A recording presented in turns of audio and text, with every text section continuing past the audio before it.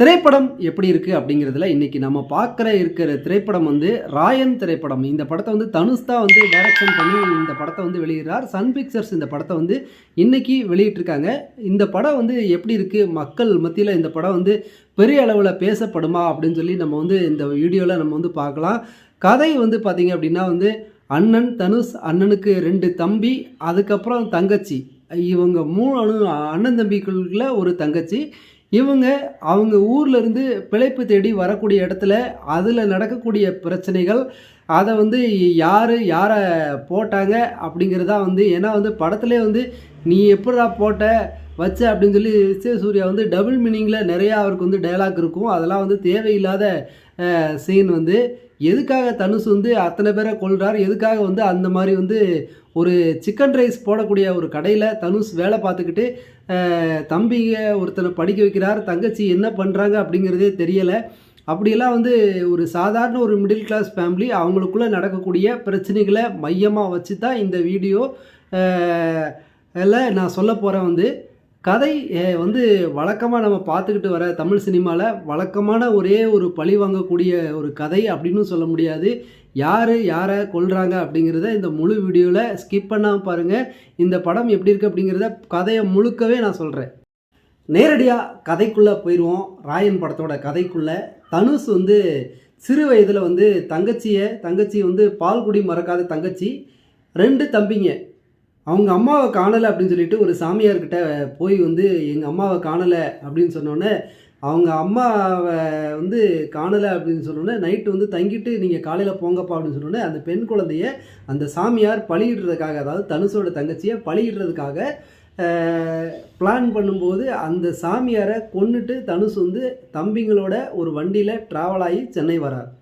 சென்னை வந்தோடனே செல்வராகவன் வந்து என்ன வேலை உங்களுக்கு தெரியும் அப்படின்னு சொல்லி கேட்டவுடனே வந்து இந்த நாய் மாதிரி நாங்கள் வந்து வேலை செய்வோம், எங்களுக்கு ஏதாச்சும் வேலை கொடுங்க அப்படின்னு சொல்லிட்டு செல்வராகவன் வந்து அடைக்கலம் வந்து சிறு வயதிலிருந்து வளர்த்து, அந்த சிறு வயதிலிருந்து அப்படியே வளர்ந்து ட்ராவல் ஆகி ஒருத்தர் வந்து ரவுடி ஆகிறாரு, ஒருத்தர் வந்து தனுஷ் வந்து சிக்கன் ரைஸ் கடை போடுற ஒரு வண்டியில் வேலை செய்கிறார்.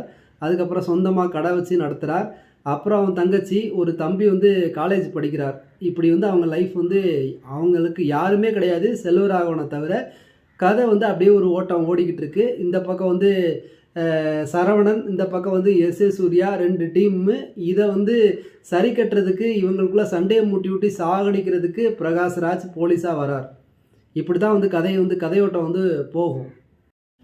படத்தில் எஸ்.ஏ. சூர்யாவோட கேரக்டர் வந்து இது வரைக்கும் தமிழ் சினிமாவில் நிறையா படங்களில் அவரை வந்து பார்த்துருப்போம். ஆனால் வந்து இந்த படத்தில் அழுத்தமான ஒரு வில்லனாக பெருசாக காட்டலை. ஏன் அப்படின்னா தனுஷ் வந்து நம்மளோட இவர் வந்து பெருசாக வந்து ஸ்கோர் பண்ணிடக்கூடாது அப்படின்னு சொல்லிட்டு அவருக்கு பல சீன்களை டம்மியாக வச்சது அழகாக தெரியுது. எஸ்.ஏ. சூர்யாவுக்கு 2 பொண்டாட்டி.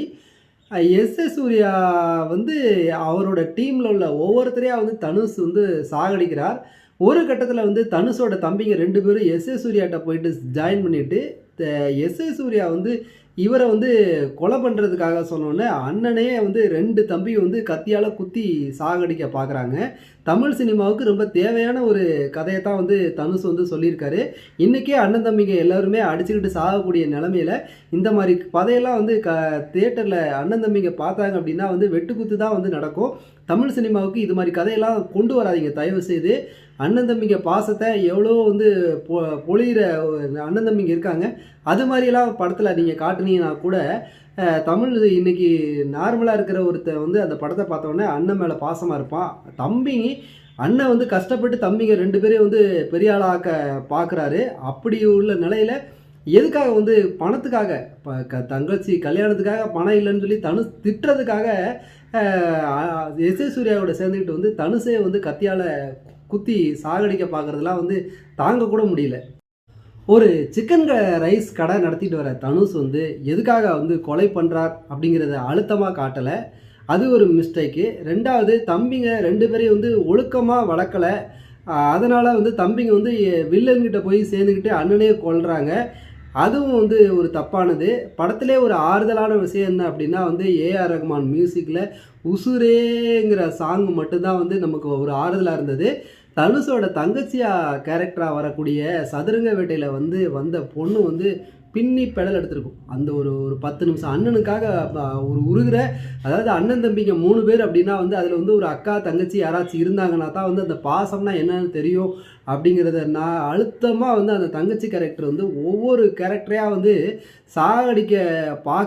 சாகடிக்கிறது கூட பிறந்த அண்ணனே வந்து தனுஷை வந்து குத்திருப்பார் வந்து காளிதாஸ்.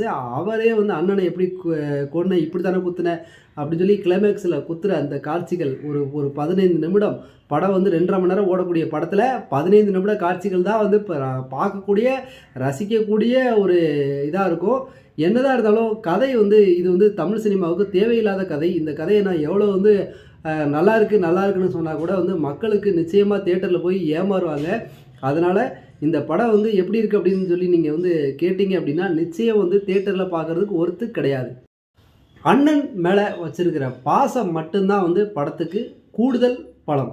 மீதி எல்லாமே வந்து தம்பிங்க அண்ணன் மேலே வச்சுருக்க பாசம் எல்லாமே வந்து போலியாக போகிறதுனால பார்க்குறதுக்கு எங்கேயுமே வந்து ஒட்டலை.